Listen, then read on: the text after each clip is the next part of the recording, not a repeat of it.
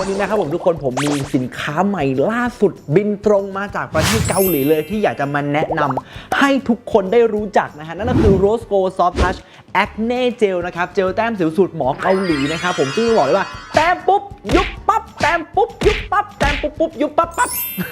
และสำหรับไอเดียนะครับที่เราเริ่มต้นในการทำเจลแต้มสิวสำหรับแบรนด์ Rose Gold ของเราเนี่ยทุกคนก็จะรู้อยู่แล้วว่าเป็นเทพละกันเนาะแล้วที่ผ่านมาเนี่ยนะครับผมใครก็ตามที่เป็นสิวเนี่ยหลังจากได้ลองใช้ตัว Rose Gold Cream ตัวนี้เรียบร้อยแล้วเนี่ยก็จะรู้ว่านะครับตัวผิวของเราเมื่อมีความแข็งแรงมากขึ้นจะมีกระบวนการสำหรับคนที่เป็นสิวนะคนที่ไม่เป็นสิวก็คือจะเป็นการบำรุงเฉยๆแต่คนที่เป็นสิวเมื่อใช้ครีม Rose Gold แล้วเนี่ยนะครับจะเกิดการดีท็อกซ์สารที่เราสะสมอยู่ภายในออกมาแล้วก็ทำให้ผิวของเราเนี่ยแข็งแรงหลังจากนั้นสิวต่างๆมันก็จะหายไปแบบไม่กลับมาเป็นอีกแต่วันนี้ที่ผ่านมาตลอดเวลาที่เร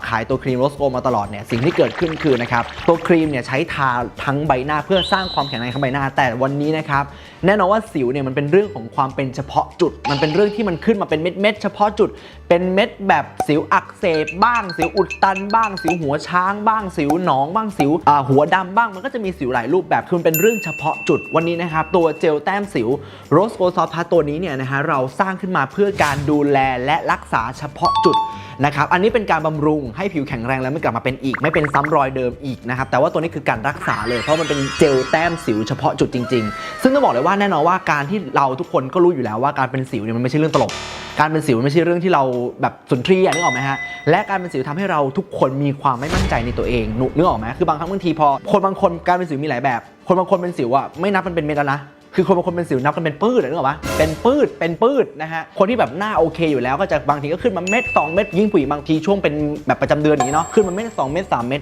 แล้วบางครั้งบางทีอย่างเงี้ยนะฮะเราจำเป็นที่จะต้องแบบต้องการความมั่นใจอะไรหลายอย่างแต่ไอ้เจ้าสิวเนี่ยมันคือตัวทำลายความมั่นใจชั้นดีเลยนึกออกไหมฮะอย่างเช่นยกตัวอย่างนะบางครั้งอย่างเงี้ยคุณผู้ชายอ่ะพรุ่งนี้แบบมีนัดทานข้าวกับสาวอ่ะนึกออกไหมแต่แบบมาสิวขึ้นเขาเรียกว่าสิวตื่นเต้นสิวมาขึ้นอะไรวันนี้อะไรเงี้ยหรือแบบผู้หญิงอย่างเงี้ยนะฮะเรามีเดทกับผู้ชายอ่ะนะฮะแล้วแบบโอ้โหแบบวันนี้สิวขึ้นตรงคางสิวขึ้นตรงบางทีสิวมันก็กวนนะมันขึ้นกลางจมูกมันขึ้นกลางหน้าผากอะไรอย่างนี้นะครับเพราะฉะนั้นวันนี้ตัวนี้จึงเป็นตัวที่จะมาช่วยเหลือทำให้นะครับแต้มปุ๊บยุบปั๊บนะฮะต้องบอกเลยว่าเป็นตัวที่ทำให้เราเนี่ยหมดปัญหาหรืออย่างน้อยๆเนี่ยช่วยบรรเทาปัญหาเนี้ยให้มันสามารถไปได้ไวกับการที่เราเนี่ยบำรุงด้วยตัว Rose Gold ตัวนี้อันนี้เป็นตัวแบบเฉพาะกิจเฉพาะจุดแล้วก็ตัวเร่งด่วนนั่นเองนะครับผมและต้องบอกเลยนะครับว่าสำหรับสรรพคุณของตัวเจลแต้มสิว Soft Touch Acne ตัวนี้นะครับทุกคนครับอย่างที่บอกว่าเป็นเจลแต้มสิวสูตรหมอเกาหลีนะครับซึ่งต้องบอกเลยว่าเราผลิตที่ประเทศเกาหลีนะครับและที่สำคัญที่สุดคือผลิตกับแลบชื่อ Hanakos Lab ซึ่งเป็นแลบที่มีผู้เชี่ยวชาญด้านผิวหนังมากมายดูแลอยู่เป็นผู้พัฒนาตัวสินค้าตัวนี้และมีแพทย์ผิวหนังเป็นผู้พัฒนาสินค้าตัวนี้ร่วมด้วยเช่นเดียวกันเพราะฉะนั้นเนี่ยในสินค้าตัวนี้จะมีสารสกัดธรรมชาติถึง13ชนิดด้วยกันใช้คำว่าสารสกัดธรรมชาติ13ชนิดทุกคนครับสารสกัดธรรมชาติ13ชนิดตัวนี้นะฮะคือเป็นสารสกัดธรรมชาติที่ทั้งราคาแพงมากและเป็นสารสกัดธรรมชาติที่ช่วยเรื่องสิวโดยเฉพาะทุกอย่างที่เป็นมุมมองหรือเป็นหนึ่งในแง่มุมของเรื่องสิวเนี่ยสารสกัดธรรมชาติ13ตัวนี้เกี่ยวข้องทั้งหมดเลยนะครับและผมขออนุญาตรวบในการอธิบายว่าทั้ง13ตัวเนี่ยช่วยอะไรบ้างนั่นก็คือทั้ง13ตัวนะครับจะช่วยในเรื่องของการจัดการปัญหาสิวเฉพาะจุดนั้นเนี่ยตั้งแต่ต้นยันจบยันหายยันกลับมาดีเลยนะครับก็คือการยับยั้งจะมีการยับยั้งทั้งหมด3รูปแบบ1ยับยั้งตั้งแต่รูขุมขนเรากว้างพอรูขุมขนกว้างไอ้พวกของสกปรกเข้าไปง่ายหรือ2ในเรื่องของความมันนั่นเองความมันทำให้เราเนี่ยเป็นสิวง่าย3เชื้อราเชื้อแบคทีเรียต่างๆถูกต้องไหมครับและวันนี้นะครับในการยับยั้งก่อนเกิดสิวการยับยั้งก่อนเกิดปัญหานั่นก็คือว่าบางครั้งบางทีเนี่ยบนใบหน้าของเราเนี่ยมันอาจจะรู้สึกใครเป็นสิวจะรู้ดีเรื่องนี้คนเป็นสิวจะคุยกันรู้เรื่องนึกออกไหมว่าบางทีเนี่ยมันยังไม่เห็นนะแต่เรารู้สึกว่าตรงเนี้ยมันมีความยิบมันมีความคันๆหรือมันมีความเหมือนจะมีอะไรมาตรงเนี้ยอันเนี้ยคนเป็นสิวถึงจะรู้นั่นแหละคือก่อนเกิดนะครับคือบางทีอาจจะเป็นไรฝุ่นแบคทีเรียเชื้อราแต่ตัวนี้นะครับเมื่อเราไปทาตรงจุดที่มันรู้สึกว่ากำลังจะเกิดมันเหมือนกับการที่เราจะปวดหัวผมเป็นบ่อยมันเริ่มแล้วอาการมันเริ่มมาแล้วกินพาราก่อนเลยแล้ววันต่อมาผมก็ไม่ปวดหัวเลยและต่อมาคือการยับยั้งกำลังจะเกิดในจังหวะกำลังจะเกิดเนี่ยเราก็อย่างที่บอกครับมันเป็นฟีลลิ่งเดียวกันก็คือการที่วันนี้นะครับเรารู้สึกยิบตรงนี้เรารู้สึกคันแถวนี้เรารู้สึกถึงความมีอะไรเป่งข้างในแต่ยังมองไม่เห็นข้างนอกแถวนี้เนี่ยเราก็สามารถทาตัวเจลแต้มสิวตัวนี้ในการ การยับยั้งนะฮะควบคุมความมันต่างๆแล้วก็ช่วยในเรื่องของกระชับรูขุมขนในบริเวณนั้นๆนะครับเพราะฉะนั้นต้องบอกเลยว่าในกระบวนการที่กำลังจะเกิดก็สามารถที่จะยับยั้งและสุดท้ายปลายทางครับในการที่เราเกิดสิวแล้วนะครับไม่ว่าจะเป็นสิวประเภทใดก็ตามนะครับแต่สิวที่เรียกได้ว่าหนักอกหนักใจที่สุดครับทุกคนก็คือสิวอักเสบนั่นเองนะครับวันนี้ตัวนี้นะฮะก็จะมีตัวสารหลายชนิดมากใน13ตัวนี้ไม่ได้มีแค่ตัวเดียวมีหลายตัวที่ช่วยในการลดความอักเสบของผิวแต่ทุกคนลองคิดดูนะผิวเราเป็นแบบนี้ใช่ไหม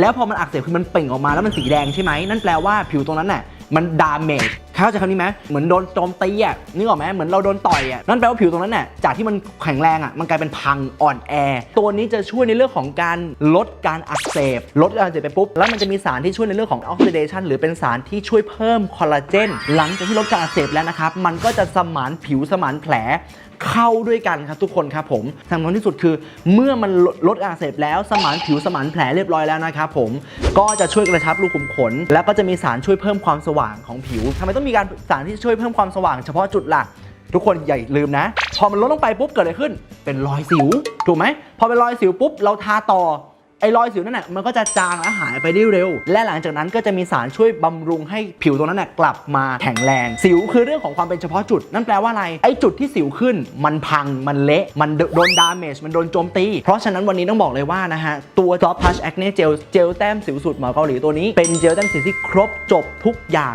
งเรื่องสิวเฉพาะจุดจริงๆและเรียกได้ง่ายๆเลยว่าอันนี้จากประสบการณ์ส่วนตัวนะครับทุกคนประสบการณ์ส่วนตัวของผมเนี่ยหลังจากที่ผมจะออกตัวนี้ทุกคนก็รู้ผมเจ้าของแบรนด์หน้าผิวถูกไหมผมทำทุกทางเลยนะคือหลังจากที่ผมทาครีมโรสโกแล้วผมหน้าแข็งแรงแล้วผมไม่กลับมาเป็นสิวอีกเนี่ยแต่พออันนี้จะมาผมก็ทำทุกทางเพื่อที่จะพิสูจน์นะครับทั้งเอาหน้าไปติดอยู่กับน้องหมาไม่อาบน้ำ 3-4 วันคือทำทุกอย่างเพื่อให้สิวขึ้นแล้วผมได้พิสูจน์มาแล้วว่าถ้าเป็นสิวเม็ดเล็กๆทุกคนครับแบบเป็นเม็ดเล็กๆเนี่ยแต้มปุ๊บยุบปั๊บจริงๆนะแต่ถ้าหากว่าเป็นสิวเม็ดเป้งเม็ดช้างเนี่ยแต้มปุ๊บอาจจะไม่ได้ยุบปั๊บแบบนั้นแต่มันจะอย่างนี้แต้มปุ๊บแล้วยุบระดับหนึ่งแต่สำคัญที่สุดคือไม่ปวดเลยสิวเม็ดเป้งคือยังไงมันจะจับแล้วเจ็บมากจับแล้วปวดมากแต่พอทาปุ๊บวันต่อมาไม่ปวดเลยครับและค่อยๆแห้งไปเรื่อยๆแล้วก็ต้องบอกเลยว่าคำว่าค่อยๆแห้งคือเร็วมากด้วยนะฮะเพราะฉะนั้นนี่คือสรรพคุณของตัวเจลแต้มสิว Soft Touch Acne Gel ก็คือเจลที่จัดการเรื่องสิวเฉพาะจุดได้ครบวงจรจริงๆทุกคนครับแล้ววันนี้ต้องบอกทุกคนเลยนะครับว่าตัวเจลแต้มสิวตัวนี้เนี่ยแบบไม่ใช้ไม่ได้เลยใครที่เป็นสิวไม่ว่าจะเป็นสิวหรือไม่เป็นสิวและยุคนี้คือยุค New Normal ด้วยต้องบอกอย่างนี้ยุค New Normal สำคัญมากเพราะเราทุกคนต้องใส่แมสทุกวั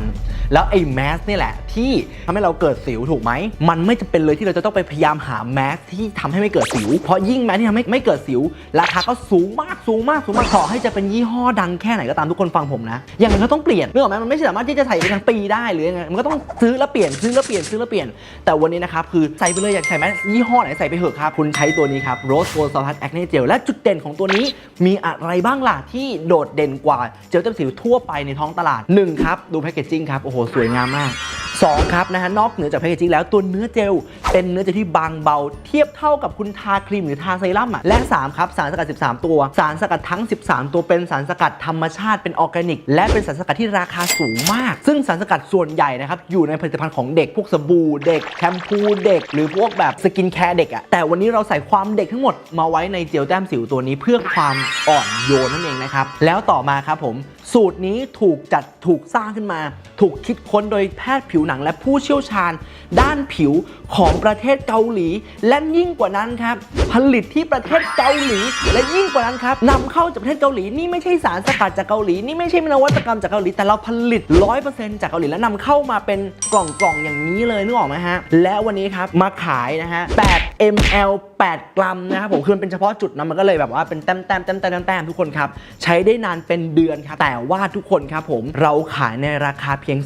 390 บาทเท่านั้นทุกคนครับวันนี้ลองคิดดูนะครับว่าโดยปกติท้องทั่วไปในท้องตลาดเนี่ยนะครับเจลแต้มสิวก็มีมากมายนะแต่วันนี้เนี่ยเราเนี่ยจุดเด่นมากมายมหาศาลนะฮะแพคเกจจิ้งสวยเนื้อเจลพรีเมียมสารสกัด13ตัวธรรมชาติสูตรของหมอเกาหลีผลิตที่เกาหลีทั้งหมดเนี่ย390และวันนี้ครับยิ่งไปกว่านั้นทุกคนครับถ้าวันนี้คุณซื้อมากกว่า1ชิ้นโปรโมชั่นจะอลังการมากเดี๋ยวโปรโมชั่นเราจะมาบอกอีกทีนึงแล้วกันนะครับผมแต่ว่าวันนี้ถ้าซื้อมากกว่า1ชิ้นโปรโมชั่นจะอลังการมากนะฮะคุณมีโอกาสได้ในราคาแบบถูกกว่า390อีกมากมายเลยเพราะฉะนั้นวันนี้ทุกคนครับใครที่แบบวันนี้สนใจหรือเป็นสิวอยู่ผมพูดได้คำเดียวว่าต้องลองวันนี้ครีมตัวนี้นะครับเปลี่ยนคนหน้าผีเป็นคนหน้าใสมาเยอะมากแล้วตัวนี้จะช่วยทุกๆคนที่มีปัญหาสิวเฉพาะจุดให้สามารถจบปัญหานั้นได้ในระยะสั้ สั้นยุค New Normal ทุกคนเราต้องเจอสิวหลายรูปแบบแล้ววันนี้นอกจากสิวหลายรูปแบบที่เราต้องเจอฝุ่นแดดควันแบคทีเรียหมอนสกปรกโน่นนี่นั่นเราต้องเจอเรื่องแมสปิดปากอีก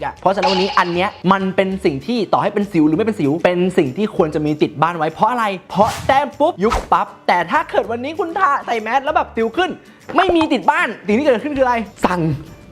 กว่าจะมาส่ง2 วันกว่าจะได้แต้มโอ้โหมันนานมากเพราะฉะนั้นทุกบ้านหลอดหนึ่งอายุ2 ปีเราไม่ใช่ว่าคนมีสิวก็สามารถที่จะติดบ้านไว้ก่อนได้มันมีขึ้นมาก็แต้มปุ๊บยุบปั๊บวันนี้นะฮะพร้อมจำหน่ายทั่วประเทศตั้งแต่วันที่20ตุลาคมและจำกัดทั่วประเทศล็อตแรกสุดมีเพียง 30,000 ชิ้นเท่านั้นนะครับเพราะฉะนั้นใครก็ตามที่สนใจนะครับสามารถติดต่อและขอซื้อได้ที่ตัวแทนจำหน่ายทั่วประเทศเลยครับ